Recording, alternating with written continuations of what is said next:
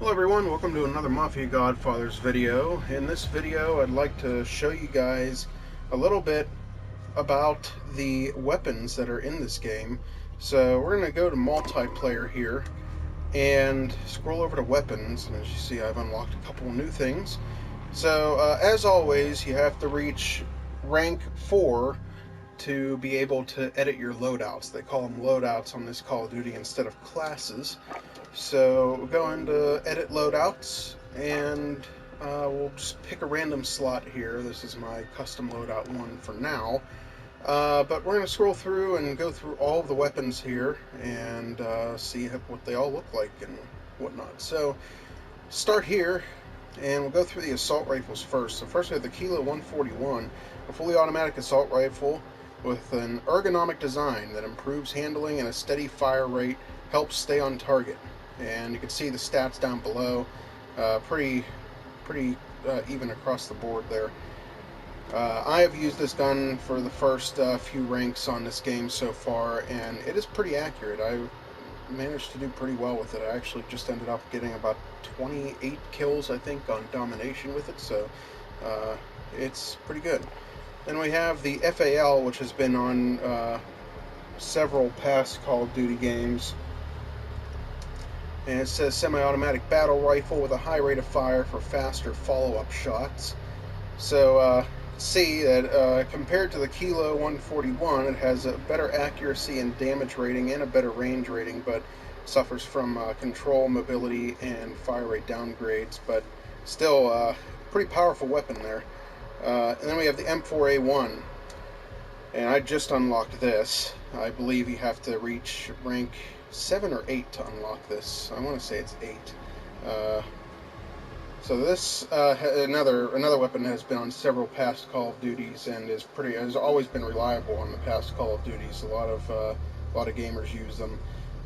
So it's fully automatic, all-purpose battle rifle. You control your shots, and this weapon can be very effective at range. So compared to the Kilo 141, as you see in the stats down below there, it's pretty much exactly the same with a little change here and there. Then we have the FR 5.56, a 3-round burst bullpup battle rifle. A well-placed burst can be extremely deadly at intermittent ranges. So kind of like the G11, if you guys remember that from Black Ops. This weapon is a 3-round burst and can kill your enemies with just one burst if your aim is dead on. So see the fire rate is much higher than the Kilo 141, and but all of the other stats are about the same. And you have to wait until level 16 to unlock this weapon. Next assault rifle is the Odin, a fully automatic bullpup battle rifle that maintains a slow cycle rate to help control hard-hitting 12.7 by 55 millimeter ammunition. So basically, pretty large ammunition and a slower fire rate, but the slower fire rate could help to make it a little more deadly. So it helps you retain control. You wait until level 28 to unlock this weapon. And you see in the stats below, it's got a nice damage rate, but the fire rate and control go down. And accuracy also goes down, but place your shots right, this could be probably a 2-shot kill. Then we have the M13, an automatic assault rifle featuring a short stroke piston system that keeps the fire rate high and the recoil low. So if, again, I just started playing this today, so if that is correct, then that would mean that you would be firing several accurate shots at your enemies with a very low recoil. So that is pretty much every Call of Duty player's dream, is to have a gun like that. So you unlock that at level 39, and again, pretty much same across the board on the stats down there. Next we have the FN SCAR 17. There have been weapons sort of like this in past Call of Duties. It's a large caliber, fully automatic assault rifle that provides high damage over long ranges. Unlock this item at level 47. And again, not much change in the stats down below there. And lastly, everyone's favorite, the AK-47 unlocks at level 53. It's a very reliable automatic assault rifle chambered in 7.62 millimeter Soviet large caliber ammunition. Requires skill to control recoil. So you have lots of recoil with this weapon, as there has been in every other Call of Duty. I personally do not like this weapon. I suck at controlling recoil, so but for those of you who have been diehard AK-47 fans over the years, it's back in this game once again. Now we'll go over the SMGs. There's quite a few of these. The AUG is the one that you start out with from the very beginning. This is one of the default classes. It's a modular, fully automatic weapon configured for mobility and close-range combat, so you want to use this on smaller maps. And you see, compared to the assault rifle that I have listed on there, that's what all of the stats are going to be put up against. That's what they're compared with this red and green change on the statistics. So the damage goes way down on pretty much all SMGs. So all you really have to pay attention to is the gray line. Um, so not a whole lot of damage, but the fire rate is very high. So basically, that means you put enough bullets into your enemy fast enough, you're going to get the kill before he does. Next, the P90, an automatic bullpup submachine gun, makes its return in this Call of Duty. It's a unique top-mounted magazine. Carries ample high-velocity 5.7 by 28 millimeter ammunition. The fire rate is high, as always, with the P90. Mobility is high, but it suffers from pretty low accuracy, which probably suggests a high recoil rate, and not very much damage. But again, with the fire rate being that high, that kind of makes up for the damage. Next, the MP5, another weapon that has been consistently in several Call of Duty games. A fully automatic 9mm submachine gun, a perfect balance of stability, mobility, and lethality. So you got very good mobility with this weapon. Fire rate isn't as high as the other two, the AUG and the P90, but the damage is, well, it's not much better.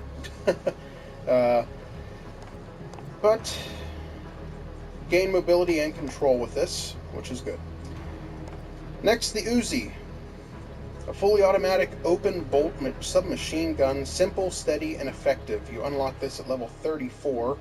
Damage is actually even lower than the other ones, but the fire rate is pretty high and the mobility is even higher. So this one overall is probably only going to be good for very, very close combat. Especially with that low of a damage rating and an accuracy rating. Next, we have the PP-19 Bizon, a well-balanced automatic submachine gun with a high-capacity helical magazine. You unlock this at level 42. The damage is a little bit higher than the other submachine guns in its class, and the fire rate and mobility, again, are pretty high up there for submachine guns. And lastly, the MP7, another one that has been in several other Call of Duty games, and people seem to really like this gun. Although in this game, the damage is the lowest in its class. So, but again, damage is made up for by the fire rate, which I believe is the highest in the class. So you have a good fire rate, good mobility, but you lose some accuracy, a lot of damage, and a lot of range. So overall, the MP7 is a decent weapon, but not great unless you're going to be in close combat. I'll scroll over to shotguns. There's only 4 of these in this game. First one, the base one, is Model 680, a reliable, well-rounded 12-gauge pump-action shotgun. So it shoots 1 bullet at a time, or 1 snuff shot at a time. So the damage, as always with shotguns, is extremely high, but the fire rate is very low for this, as you have to pump the shotgun every time you shoot. So if you miss, you're pretty much screwed. You won't be able to kill the guy before he kills you if he has anything else but this weapon. So make your shots count, is what I'm trying to say. Next, the R90 shotgun. Double barrels provide 2 rapid shots before each rechamber. So it's a double barrel shotgun that basically is like semi-automatic is what it sounds like. So damage again is high, not quite as high as the Model 680, but accuracy falls, range falls, and fire rate improves because, again, you're not pumping it after every shot. Mobility is always good with shotguns, so if you're looking to get around fast, then shotgun is the way to go. Next is a 725, a break action shotgun with 2-round capacity. So it only has 2 rounds before each reload. However, because there's so few shots per reload, look at the damage. It's almost maxed out. So you're definitely going to get a kill with this weapon at close range if you place your shot correctly. The only thing is the fire rate is actually pretty decent for this gun. The control is not. The accuracy is much better than all of the other ones in its class. And but again, you only have 2 shots before you have to reload, so make them count. And lastly, with the Origin 12 shotgun. This is a semi-automatic shotgun with large ammo capacity, allowing for continuous firing. It's effective at close range. You can see the accuracy falls off tremendously because you are firing a shotgun. It's going to have a huge recoil, and it's automatic. So it's basically like firing a .357 Magnum or a Desert Eagle on automatic, and you're going to have a ton of recoil with that gun. So again, this is one of those where you're going to have to make your shots count and try to steady the gun as much as possible with any kind of attachments or whatever that are going to improve accuracy. Damage is okay. It's not great simply because there's so many. Since it's a continuous firing shotgun, you have a lot of bullets to fire. It doesn't require as much damage if you're going to be firing that many bullets into somebody. The range sucks as always with shotguns, and the mobility is really good. Next, we're going to go over to light machine guns, and there are 4 of these as well. First, we have the PKM. This is the default light machine gun, and I believe you unlock the default class for this at level 2. Yes, so you unlock it at level 2, and you can use the default class for the light machine gun. That's before you get to level 4 and can just create your own classes. So the PKM, fully automatic light machine gun firing 7.62 millimeter ammunition for high damage at a moderate fire rate. So you have a decent fire rate for this weapon. Accuracy is pretty good for a light machine gun because they tend to jump a little bit. And damage is also pretty good. The range is excellent, as always. And now we'll go down to the SA-87. This is a fully automatic bullpup light machine gun. A lower rate of fire and 5.56 millimeter ammunition keeps this rifle stable and effective at long ranges. Again, the range is incredibly high. Mobility is not that great, and neither is damage, but you know, if it's going to be stable, sometimes that's all you need. M91. A robust light machine gun sacrifices mobility for stability. High caliber sustained fire will neutralize targets at long ranges. So basically, if you're looking to camp out somewhere on a rooftop or whatever, this is probably the light machine gun that you will want to use if you're not into being a sniper. So it got good accuracy and excellent range. Suffers from mobility, so you're not going to be able to run very fast with this weapon. So don't use it on small maps when you need to really get around and try to get away from shots coming in at you. And control is also okay, not great, but you unlock this at level 25. Oh, and the SA-87 is level 24. Sorry about that. Next, the MG34. This unlocks at level 49. It's a fully automatic weapon with a high rate of fire and punishing 7.92 Mauser ammunition. Salvaged World War II machine guns are still reliable and deadly on the battlefield. So, basically, this is a machine gun from way back in World War II. And you might recognize this as looking like the MG42 from Call of Duty World War or World War II. And this was a very reliable weapon in World of War from what I remember. The range is great, the accuracy is great, fire rate probably as high as the MG42 was, Mobility really sucks though, so again, you want to use this on larger battlefields if you're playing ground war or something like that. So now we're going to scroll over to what I believe is a new category for Call of Duty. I did not play Black Ops 4, so I don't know if this category was in there or not, but we have marksman rifles. So these are probably a tier below sniper rifles when it comes to range and everything. And if you remember World at War, there was a rifles category with the SVT-40, the M1 Garand, and a few others. So this is kind of a throwback to that with modern day rifles. So first we have the EBR-14, a semi-automatic long-range battle rifle, balances rate of fire with lethality. The accuracy, damage, and range are all great.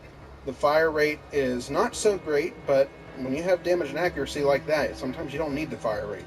Mobility is pretty good with rifles. Only thing is they're going to be semi-automatic, so kind of difficult to get off a lot of shots. Next, the MK2 Carbon. You unlock this at level 15, so you unlock it pretty early. It's a highly accurate lever action rifle, excuse me, will neutralize an enemy with one well-placed round to the head or chest. So you fire this once and you don't miss, and you're going to get a kill basically if you're aiming high enough. So if you're an accurate shooter or marksman, then you're going to get a kill with this weapon pretty easily. The accuracy, damage, and range are all good. The fire rate is a little lower. Mobility is high, control is a little low, but overall sounds like a great weapon. I can't wait to try it. And one of the favorites from Call of Duty World at War, the Kar 98K, makes its return in this Call of Duty game. It's a bolt-action rifle chambered in 7.92 Mauser, a World War II relic that is still extremely lethal in the hands of a rebel marksman. You unlock this weapon at level 33. Accuracy, damage, and range are all extremely high in this class. Fire rate is very low as it's bolt action. It's basically a sniper rifle without a scope. It was actually used as a sniper rifle in World War II in many occasions, and also on Call of Duty World at War. So, nice to see this gun make a comeback in this game, as it was so beloved by the fans back then, and about 10 or 11 years ago. And next class, we have sniper rifles. The Dragunov makes its return to the franchise again. And it's a Soviet workhorse, chambered in 7.62mm by 55mm. This gas-operated semi-automatic sniper rifle allows for rapid follow-up shots. So semi-automatic means that it's basically going to fire like a pistol. You're just going to keep pulling the trigger, and you shoot as many shots as you want until you run out of ammo.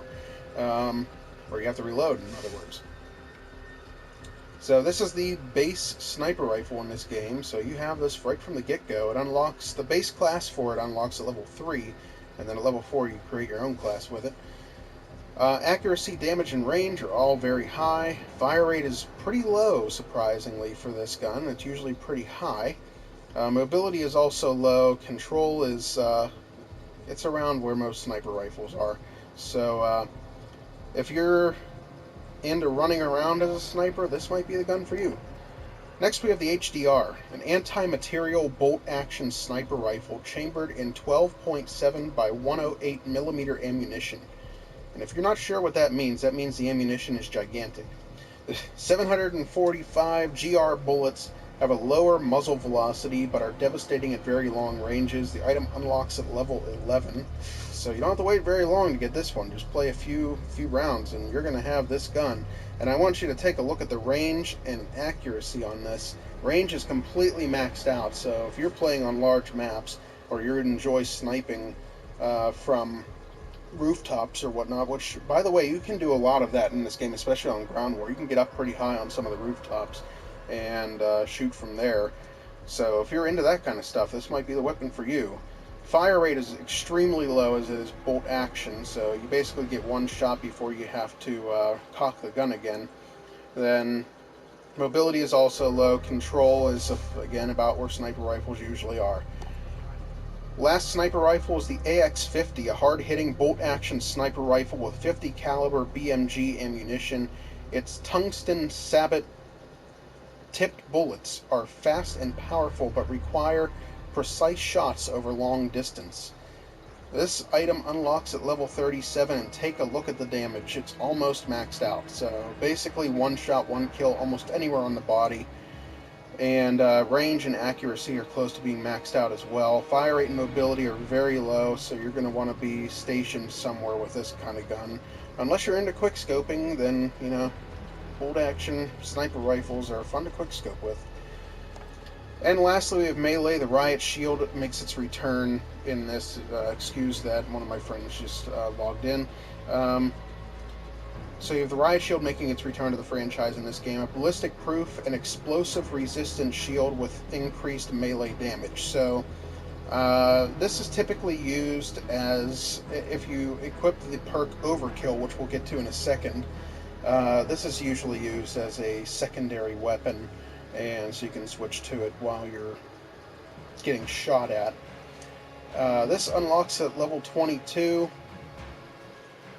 And damage, take a look at the damage. Pretty much this weapon, you can, it's used as a melee weapon really, so you just like smack somebody with it and you'll kill them. Mobility is also very high, so you can run around pretty quickly with this. Alright, so that's all the primary weapons. We're going to go to the secondary weapons now. There's quite a few of these as well. You start out with the X16 handgun. I actually think you unlock both the X16 and 1911 handguns from the get-go. So we're going to start with the X16. It's a semi-automatic pistol chambered in 45 ACP ammunition, a reliable fallback when you find yourself in close quarters. And as you can see, all the stats are pretty much around what handguns always are. The 1911, this gun has been in almost every Call of Duty since its inception. A well-rounded semi-automatic sidearm with a moderate rate of fire, slightly more range than your average 45 ACP pistol. So you have a good range on this weapon, and it's a trusty sidearm, so if you're going to be running around with a submachine gun or an assault rifle without using the Overkill perk, then this is probably a pretty good gun to have by your side. Next we have the 357 making its return, and to be honest with you, I don't remember this being in any Call of Duty since World at War. It may have been, but this was one of my favorite guns back in that Call of Duty. This is a double action revolver firing 357 Magnum ammunition for powerful damage over extended ranges. So this is going to have somewhat near the damage of a sniper rifle, and as long as you're within a very close range with your enemy, you're probably going to get a one to two shot kill with this weapon. So it's definitely a good sidearm to have. The only thing is fire rate's pretty low as it's a revolver. Next we have the M19. This is a semi-automatic 9mm pistol, excellent stability with a rapid cycle rate. So you have excellent control and accuracy and fire rate with this, but it suffers from a little bit of a loss from damage and range. But you have a pretty high fire rate, so if you're in dire straits on the battlefield and you need to switch weapons real quick, get off quite a few shots on your enemy with this and save your life. And lastly, we have the 50 caliber GS. The most powerful semi-automatic handgun available, deals heavy damage up to intermediate ranges. So basically what that means is you don't have to be close to your enemy for this weapon to be effective.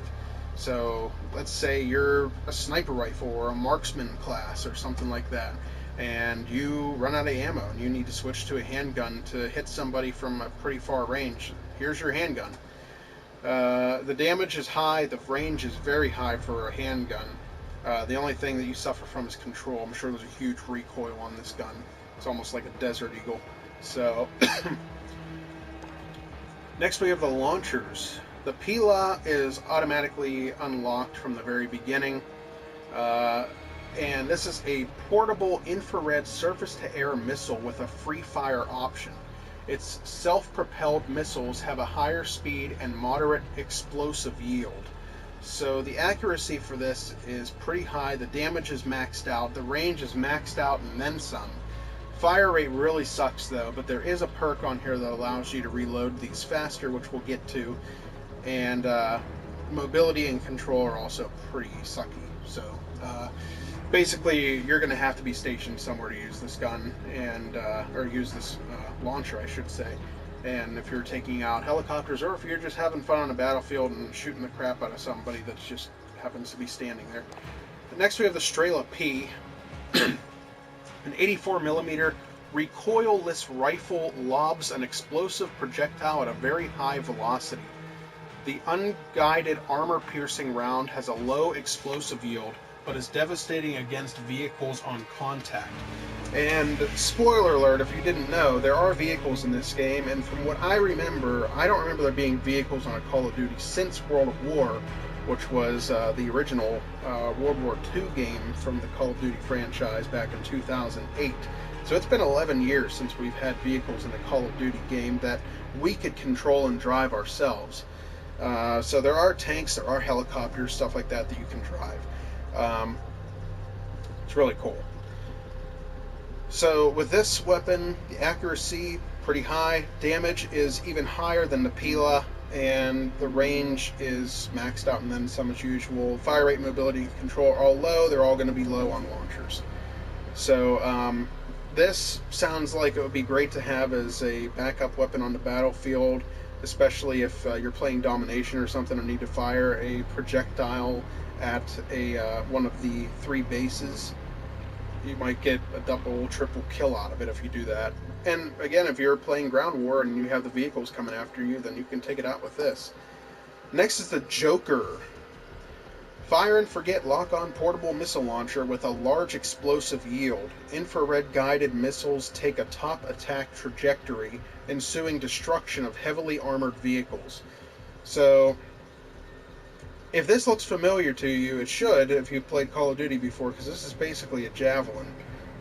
This basically shoots up into the air and will take out almost anything that's in the air, whether it be UAV or helicopter. This is, if you're into taking out aircraft, then this is definitely the secondary weapon for you. You unlock this at level 35. Strela P unlocks at level 17, if I didn't mention that. And lastly, everyone's favorite, and everybody hates it too, because people run around on the battlefield and just shoot these at you, and you go flying across the battlefield. The RPG-7 makes its return to the Call of Duty franchise once again. It's an unguided, self-propelled rocket launcher, fires a slower projectile with a high explosive yield. So basically, you could fire this like 10 feet away from your opponent, and it's still going to kill him. So damage and range are incredible. Accuracy falls off quite a bit on this, usually does for the RPG. And fire rate, mobility, and control are also low, but they're higher than the other 3. Next, we're going to go to melee. There's only one here. It's the combat knife. You can have the combat knife as your secondary weapon. In this Call of Duty, we're back to not having a knife when you click the melee button. Instead, you go back to the nosebreaker days of a couple Call of Duties ago, where you basically put the butt end of your weapon into the face of your opponent instead of stabbing them with a knife. So no more knife kills unless you're going to use this combat knife as your secondary weapon. So it's a CQC tactical knife, standard military issue, employed for fast, quiet, and deadly wet work. Damage is well over 100%, so it's going to be a kill every time you swipe it at somebody. That's about it. The gunsmith, just to show you real quick, this is where you go to put attachments and everything on your weapons. So you see in the top left there, you have attachments and customize. We're going to go through attachments first. So first you have the muzzle, and for most weapons it's the same. None of these are going to say anything here because I haven't unlocked them yet, but I have an idea of what they were, or what they are. So right now there's suppressor and flash guard here. You can equip up to 5 attachments to your weapon, which is much more than you've been able to do in the past, so that's kind of nice. You have the optics, and surprisingly, there's what, 21 of these. So you've several new optics that you can put onto your weapon here. You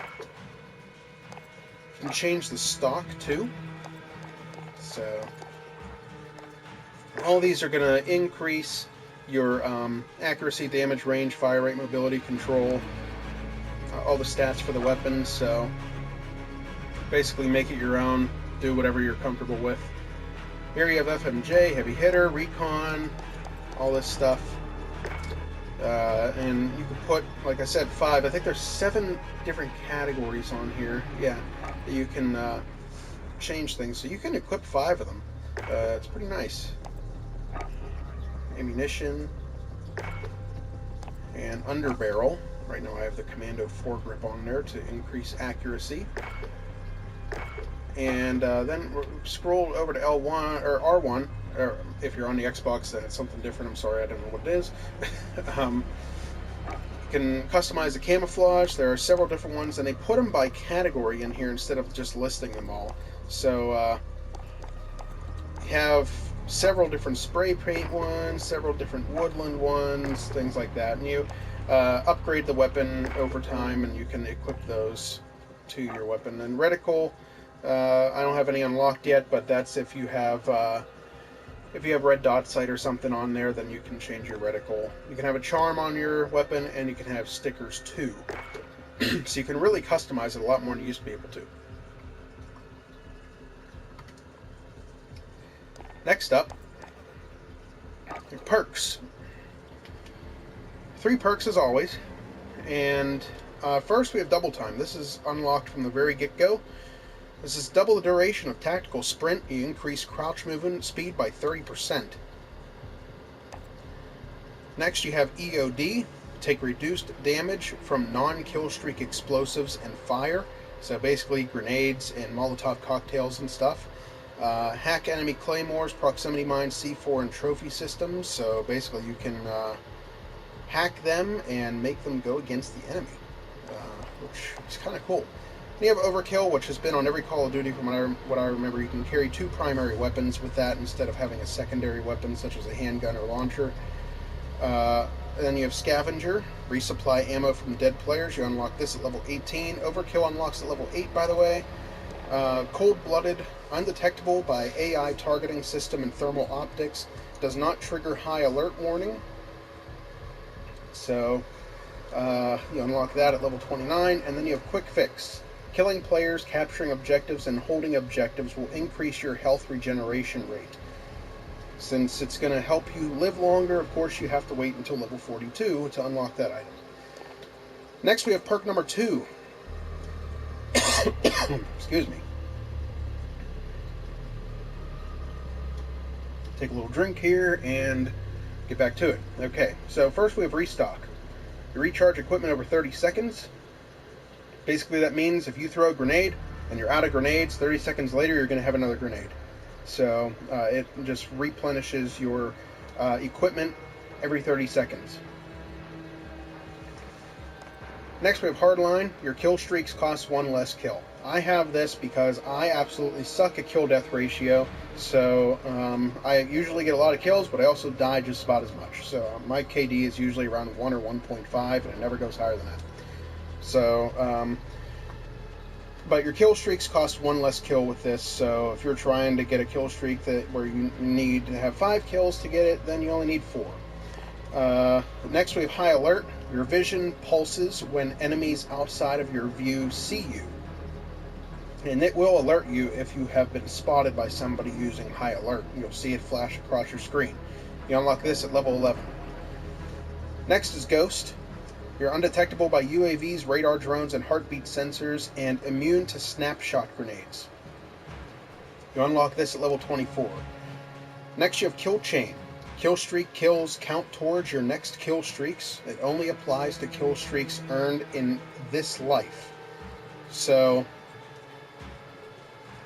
you basically you kill so many people in one life, it counts towards your next life, but not the life after that. So that's what that means. That unlocks level 34. And lastly, for perk number 2, you have Point Man. You turn your kill streaks into score streaks. So you start off with needing so many kills to hit your kill streak rewards, such as UAV, care package, AC-130, things like that. But you can instead turn that into score streaks. So if you're playing something like Domination, where you get more points than you do kills, then it might be a good thing to have. Next we have perk 3. And there are 6 of these in this category. First we have Tune Up. This is available from the very start. Reduces the charge time of field upgrades by 33%. You'll see what field upgrades are in a moment. That's something new in this game. Second is Amped. Faster weapon swap and rocket launcher reload speed. Third is Shrapnel. Spawn with an extra piece of lethal equipment. Explosive damage delays enemy health regeneration. So basically, if you hit somebody with a grenade, they're going to be hurting for quite a while, and you have more of a chance to go over and kill them if your grenade doesn't do it for you. And it's nice to have an extra piece of lethal equipment too. So next we have Battle Hardened. Reduce the strength of enemy flash, stun, and EMP effects. I get flashed like 30 times a game, so that would kind of be nice. Shrapnel unlocks at level 13, by the way, and Battle Hardened unlocks at level 26. Next we have Spotter. You see enemy equipment, field upgrades, and kill streaks through walls. Mark them for your team by aiming down sights. So you can basically tell the rest of your team, hey, don't go into this room, there's a claymore there, or a kill streak is coming through. And lastly we have Tracker. Enemies leave behind a footprint trail. See markers at enemy death locations and hide the death markers of enemies you kill. So if you kill somebody, usually on the other side of for the other team it shows up as a little white skull, and they know that somebody has recently been killed there. And so you can hide it with this perk, and you can also see where your enemies are. So definitely helpful.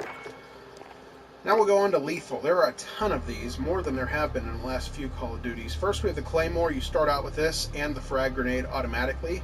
Claymore used to have to wait a long time to unlock the Claymore, so it's kind of nice that it's unlocked this early. It's proximity activated explosive mine. So basically, if you're going to be camping somewhere, or if you're going to be hiding out as a sniper, this might be a good thing to put in your class and put in any entrance ways where enemies might come to try to kill you. You can get the better of them first. Frag grenade, self-explanatory. A cookable fragmentation grenade. Cook it, throw it, try to get a kill. Or do what I do and just throw it across the map and hope for a random kill. Next we have Molotov Cocktail. This hasn't been in a Call of Duty in quite some time. It's an improvised incendiary device that explodes on impact, so basically you can light your opponents on fire and watch them die. Next we have C4, a large explosive that sticks to surfaces and can be detonated remotely with R1 or by double tapping square. And for those of you who are on Xbox, then conversely, whatever the controls are for you, I would guess it would be the right bumper and B. It's been a long time since I played Xbox. Semtex makes its return here. Last time I remember this being in a Call of Duty was in Black Ops 2, I think. So this is a timed sticky grenade. So it's basically like a frag grenade, but it sticks somewhere and then it beeps before it goes off. So, and the best part about this is that you can stick it to your enemies. That unlocks at level 32. C4 unlocks at level 25. The throwing knife, a retrievable knife that is lethal on impact. This is always a lot of fun to do, especially if you're with a lot of friends and you have throwing knives only or whatever, and you try to kill each other with throwing knives, do 360 throwing knives, whatnot. But it's also a lot of fun to have on the battlefield, and it's a real quick death if you're accurate enough. Unlocks at level 40. A proximity mine. So this is definitely worth it for maps where there are vehicles. If you remember the bouncing Bettys on Call of Duty World at War, and the other grenade that was like a sticky grenade on there. This is kind of a combination of both, where you can put it on the ground somewhere and hope that a person or vehicle walks on it.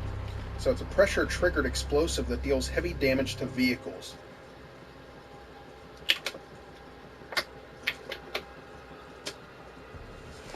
And lastly, we have the thermite. It burns fiercely for a short while after impact and sticks to all surfaces. So, there you go. Basically, light your enemy on fire. And this item is unlocked at level 54. So you have to wait quite a while to unlock this one. Tactical grenades, there's a bunch of these too. First we have the flash grenade, it blinds and deafens targets, and stun grenade, which slows victims' movement and aiming. So these two have been in every Call of Duty since its inception as well. And then we have the smoke grenade, which unlocks at level 14. It deploys a smoke screen that blocks vision and automated targeting systems.